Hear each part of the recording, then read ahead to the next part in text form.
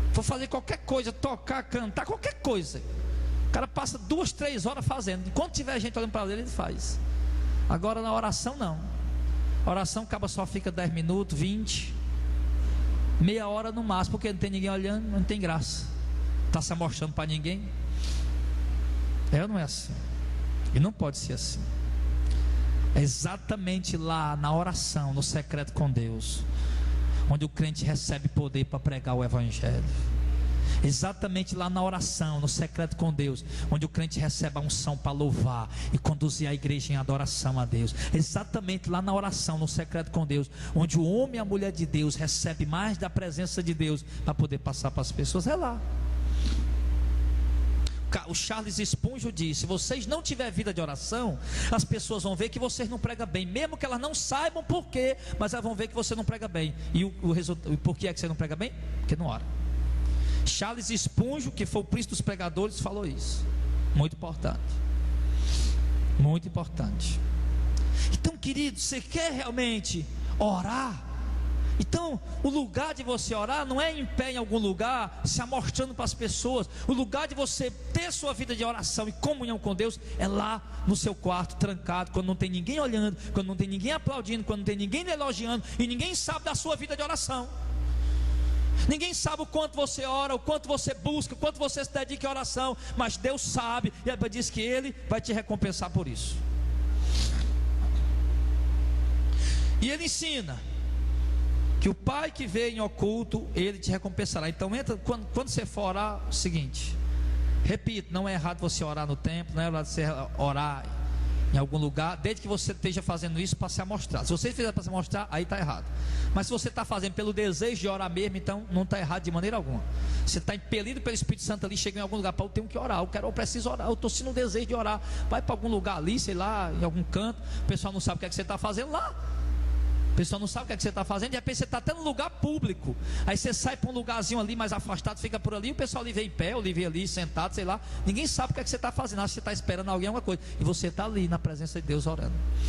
Então não faça para se amostrar, porque você perde o galardão. Então quando você for orar, entra no teu aposento, ou busca um lugar ali em secreto, em oculto, e busca o teu Pai, que o teu Pai que vem em secreto te recompensará. Então a vida de oração, para quem tem vida de oração, tem recompensa diante de Deus. Verso 7: e orando, não useis de vãs repetições, como os gentios, que pensam que pelo muito falar serão ouvidos. O que é isso? Não vos assemelheis, pois, a eles, porque vosso Pai sabe o que necessitais antes de vós lhe pedir. Olha que coisa tremenda, irmão. Ele diz: quando vocês for orar, não use de vãs repetições, como os gentios que não conhecem a Deus, que pensam que pelo muito repetir vão ser ouvidos por Deus, porque Deus sabe o que vocês precisam antes mesmo de vocês lhe pedir. Isso é tremendo demais, irmão. Deus sabe a tua necessidade antes de você falar. Então, na mesma oração, não precisa estar repetindo. Como é que os católicos rezam? Pai nosso, Pai nosso, Pai nosso. Ave Maria, Ave Maria, Ave Maria. Pai nosso, Pai nosso, Pai nosso. Ave Maria, Maria, Maria. Pai nosso, Pai nosso, Pai nosso. Ave Maria, Maria. Pai nosso, Pai nosso, Pai nosso. Ave Maria, Maria. Isso é repetir ou não é? É vã repetição. Repetição. Aí os evangélicos hoje, você vai orar por uma pessoa que está, sei lá, doente, enferma, endemoniada, sei lá. Como é que eles fazem? Sai, sai, sai, sai. Sai, sai, sai, sai, sai, sai. É ou não é assim?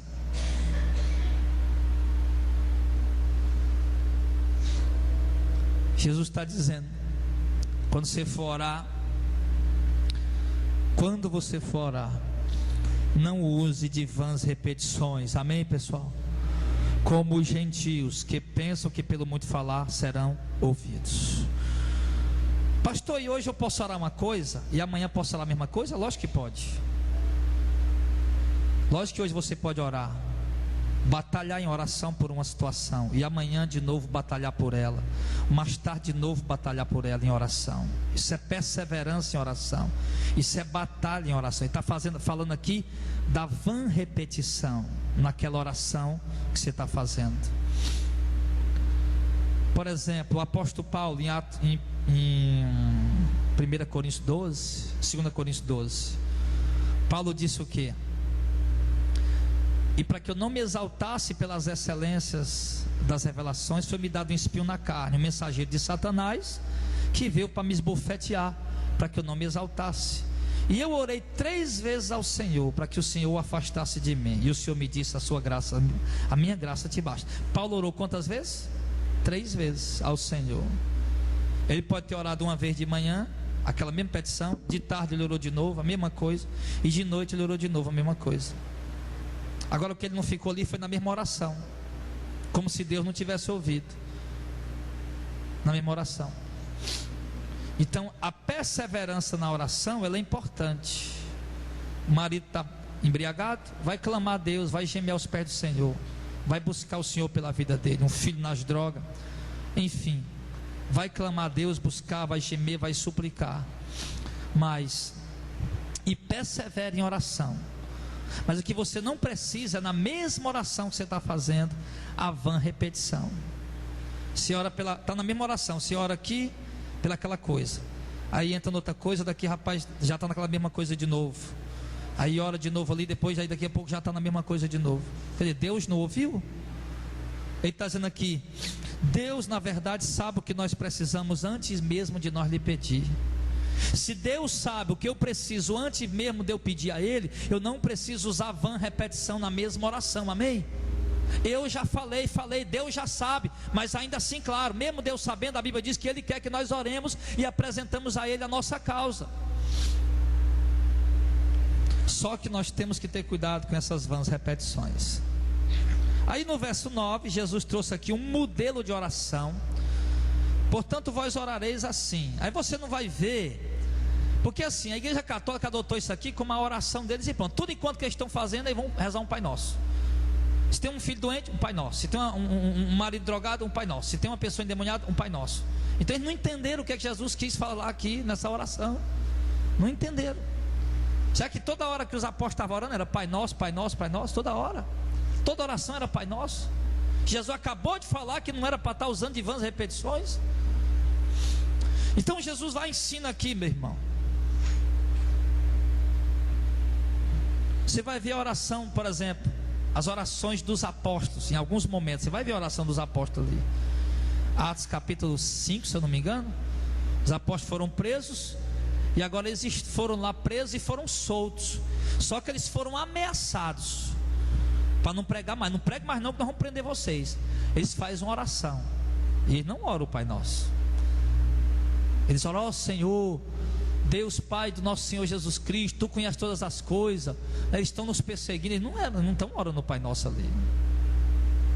Então nós precisamos entender isso. Mas Jesus ensinou aqui um modelo. Verso 9: portanto vós orareis assim: Pai Nosso que está nos céus, santificado seja o Teu nome. O que Ele está ensinando aqui? A oração deve se inicia uma oração reconhecendo a majestade de Deus, reconhecendo a santidade de Deus, reconhecendo a soberania de Deus e exaltando o nome do Senhor. Venha o teu reino, seja feita a tua vontade, assim na terra como no céu. Está dizendo o quê? Na nossa oração nós devemos manifestar o desejo do reino de Deus vir. Na nossa oração nós devemos manifestar a vontade, o ardor do reino de Deus chegar, e devemos mostrar nossa submissão à vontade de Deus. Seja feita a tua vontade aqui na terra como é no céu. Na nossa oração nós devemos expressar para Deus que nós estamos dispostos a nos submeter à vontade dele. Seja feita a tua vontade, assim na terra como no céu. Temos que estar dispostos a nos submeter à vontade de Deus. Não é aquela oração mandando em Deus, exigindo de Deus, mas é aquela oração disposta à vontade de Deus. O que mais? O pão nosso de cada dia dá-nos hoje. Muitas vezes eu olho para essa palavra da oração do Pai Nosso. O pão nosso de cada dia nos dá hoje. Quer dizer, Jesus estava dizendo, ensinando o que para nós aqui? Que nós não devemos orar, pedir acúmulo de coisas. Jesus, todo dia que nós fôssemos orar, nós pedíssemos o pão daquele dia. Jesus está nos ensinando aqui a depender de Deus. Jesus está nos ensinando aqui a aprender a esperar em Deus, como o povo de Israel dependia de Deus na caminhada do deserto do Egito. povo saiu do Egito, caminhou 40 anos pelo deserto. Todo dia Deus tinha que mandar o pão, todo dia. Se Deus não mandasse o pão naquele dia, ele não comia. Jesus está nos ensinando aqui, meu irmão, que nós devemos aprender a confiar em Deus e a depender de Deus. Que isso? Senhor, providencia isso para mim. Mas Senhor, se isso não é a tua vontade, se isso vai ser ruim para mim, então não providencia. É isso que Jesus está ensinando. O pão nosso de cada dia nos dá hoje. O pão nosso é o que? Necessidades, coisas necessárias. Então Jesus está nos ensinando o que aqui? Pedir o que? O necessário para a nossa vida, na nossa oração. Amém? Você acha que ter uma Land Rover é uma necessidade para o homem, irmão? Uma Land Rover é uma necessidade? Um carro Land Rover não é uma necessidade. Um carro pode até, é uma necessidade, mas não é Land Rover. Não é Land Rover. Uma mansão na beira da praia é uma necessidade, irmão? O Senhor, eu preciso de uma mansão na beira da praia. Não é necessidade, irmão. Uma casa sim, uma moradia é uma necessidade, mas não uma mansão na beira da praia. Você entende isso? Então Jesus está ensinando nós aqui a pedir o quê? As coisas necessárias. Ele fala disso lá em Lucas capítulo 18 também. Lucas 11 ele também fala disso, que um homem chegou, um amigo de madrugada na casa dele, e ele não tinha pão, e foi lá bater na porta do amigo dele: meu amigo, me dê 3 pão aí, porque chegou um amigo de viagem, eu não tenho nada para dar para ele. Ele foi pedir o que, irmão? Jesus estava falando de oração, isso aí é uma ilustração sobre oração. Foi incomodar o amigo de madrugada para pedir 3 pão. Mas por quê? Porque era uma necessidade. Era diferente se ele fosse pedir alguma coisa que não fosse necessário. Ô meu amigo, abra a porta que é de madrugada. Abra a porta aqui, meu amigo. Meu amigo, tu pode me emprestar aí o teu celular para poder eu brincar um pouquinho no videogame dele? Aí já não é uma necessidade. Então Jesus ensina que nós chegarmos a Deus em oração para buscar as coisas necessárias. Amém, igreja? Necessidades. É isso que ele está ensinando. Então, se for orar, claro que essa pregação aqui de oração, né, claro que todos os textos aqui são pregações que você pode fazer uma pregação temática e trabalhar só em cima desse texto o culto inteiro. Mas já que nós estamos trazendo o Sermão do Monte, a gente está trazendo a mensagem expositiva. Mas enfim, então quando você for orar, aprenda a pedir a Deus as coisas necessárias, tá bom? E verso 12, o que mais ele nos ensina na oração? Perdoa nossas dívidas, nossos pecados, assim como nós perdoamos os que nos têm ofendido, os nossos devedores. O que é que ele nos ensina aqui? Que na oração também nós devemos pedir perdão a Deus, mas pedir perdão a Deus quando na verdade nós já perdoamos aqueles que nos ofenderam. Você já pensou? Tu tá cheio de mágoa no teu coração, cheio de ódio no teu coração. Aí tu chega: Senhor, perdoa meus pecados, perdoei a quem me ofendeu. O que é isso? Você não sabe nem o que é que você está falando. Você está pedindo a Deus para perdoar teu pecado, como tu já perdoou quem te ofendeu? Se tu não perdoou quem te ofendeu, como é que tu está pedindo perdão a Deus pelo teu pecado, dizendo que já perdoou quem te ofendeu? Então, ele ensina também na oração, Pai Nosso, que nós devemos pedir perdão a Deus, que nós devemos perdoar também aqueles que têm nos ofendido. Verso 13: não nos conduza à tentação, mas livra-nos do mal, porque teu é o reino, o poder e a glória para sempre. Amém. Ele está dizendo aqui que Deus tem o poder sobre todas as coisas, e Deus tem o poder de nos livrar das tentações, de nos ajudar a vencer as tentações. É na oração que nós vencemos os desejos de tentação que vem sobre a nossa vida. Está ensinando isso, irmão. Aí no verso 14 ele vai e diz assim: porque se perdoardes aos homens as suas ofensas, também vosso Pai Celestial vos perdoará a vós. Se porém não perdoardes aos homens as suas ofensas, também vosso Pai vos não perdoará as suas ofensas. Amém? Para bem aí. O que Jesus está falando aqui? Jesus encerra aqui a oração do Pai Nosso dizendo o quê? Que Deus só vai perdoar meus pecados se primeiro eu perdoar o pecado daquele que pecou contra mim. É isso que ele está dizendo. Se você perdoar aqueles que te ofenderam, Deus também vai te perdoar. Está aqui escrito. Mas se você não perdoar aqueles que te ofenderam, Deus também não vai te perdoar. Amém? Então, você tem alguma coisa para perdoar de alguém? Se você não perdoou, Deus ainda não te deu perdão.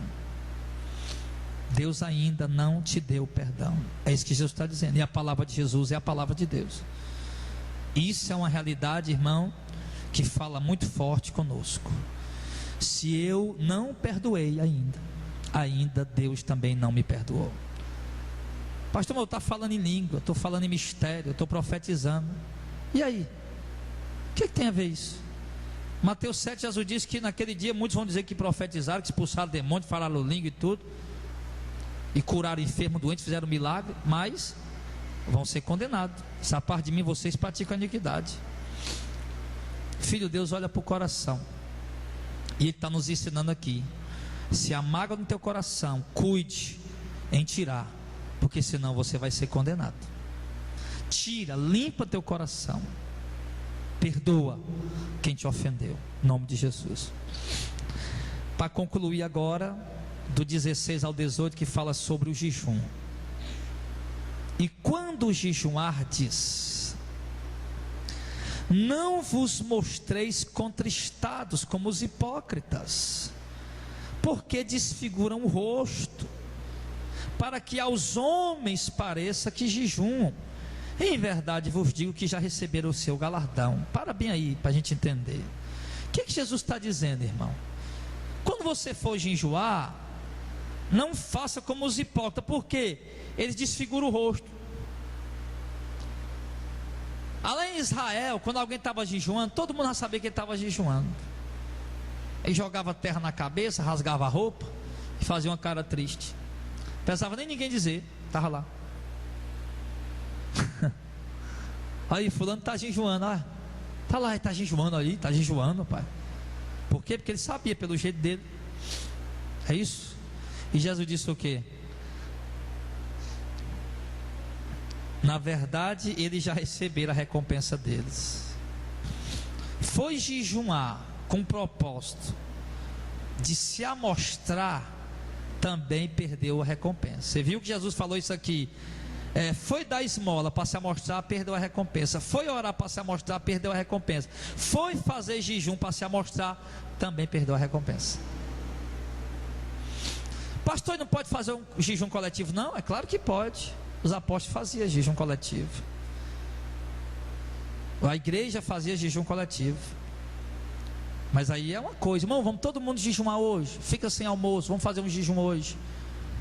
Fazer um jejum hoje, vamos se humilhar diante do Senhor. Pronto, está ninguém querendo se amostrar. A igreja todinha está sendo convocada a um jejum para se humilhar diante do Senhor. É um jejum coletivo da igreja. Agora, o que ele diz? Que se nós jejuamos com o intuito no coração de mostrar para as pessoas que nós estamos jejuando, nós não teremos recompensa do nosso jejum. Então, quando você for jejuar, você não faça jejum para se amostrar.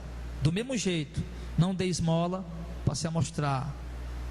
Não ore para se amostrar. Do mesmo jeito é o jejum. Não jejue para se amostrar. Agora é claro, por exemplo, você está jejuando. Isso acontece toda hora. Isso acontece direto. Você está jejuando, de repente um irmão diz: rapaz, vamos almoçar comigo? Não, rapaz, vamos almoçar. Não, bora, rapaz, o almoço está botado, bora almoçar. Não, irmão, hoje eu não vou almoçar não, que eu estou aí na presença de Deus. Opa, pronto, mano. Já entendeu o que é que está acontecendo? Ali é uma situação que você vai ter que falar. Entendeu? Porque senão o irmão vai achar que você não está querendo comer o feijão dele, porque o irmão é pobre. Acaba não quis comer aqui, porque... algumas pessoas aqui já passaram por isso, de chegar no canto jejuando e tá lá tendo uma comida lá, e o cabo não tem que comer. Não, irmão, não vou comer não. Não, você vai comer, irmão, vai comer. Não, irmão, vou comer. E acontecer de,